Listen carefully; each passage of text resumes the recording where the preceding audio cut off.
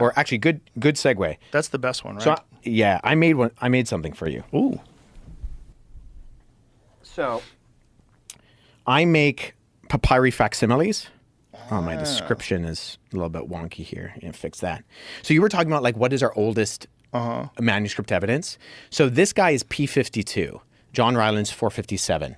So that's a genuine Egyptian papyri that I made. I cut it out for you, and then I transcribed the text on that manuscript. So when we're talking about what is potentially our oldest evidence for the New Testament, this manuscript that most likely comes from Oxyrhynchus, Egypt, is the one that usually is universally accepted as our oldest one. And that contains John 18, where Jesus is on trial before Pilate. And yeah, so that's the one. It's in the John Rylands Library in Manchester, England. So this is a copy of that exactly? This is exactly what it looks like? Yeah, so I cut that out on the papyri with a scalpel, and then I transcribed the text on. You did a great job, dude. And where Jesus is on trial before Pilate, and Jesus says, everyone who follows the truth, who is following the truth, follows me. And on the back has the words of Pilate saying, what is truth?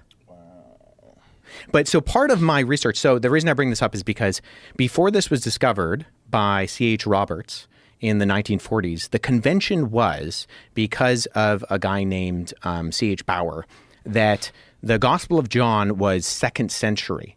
Well, we discover this guy. C.H. Roberts is, literally going through these piles of manuscripts in these drawers that are being like stashed away. And he finds this guy and he sees that it's written on both sides, which is almost exclusively a Christian convention. Because in the ancient world, they used scrolls. And the Christians, for reasons we're not entirely clear on, they start to make codices, books. And so they write on both sides. And so he says, okay, this is written on both sides. It's probably a Christian manuscript. So he sends it off to the leading paleographers, or guys who date manuscripts. And they all say, this is the beginning of the 2nd century.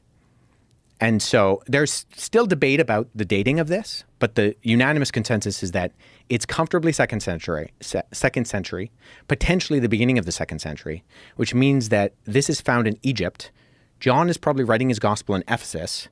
So it has to be written by John, spread around, find its way to Egypt, be copied, and then end up in this manuscript, which means that at minimum, you've already pushed the Gospel of John back into the 1st century comfortably, and potentially even, like, most likely into the lifetime of the eyewitnesses of these events.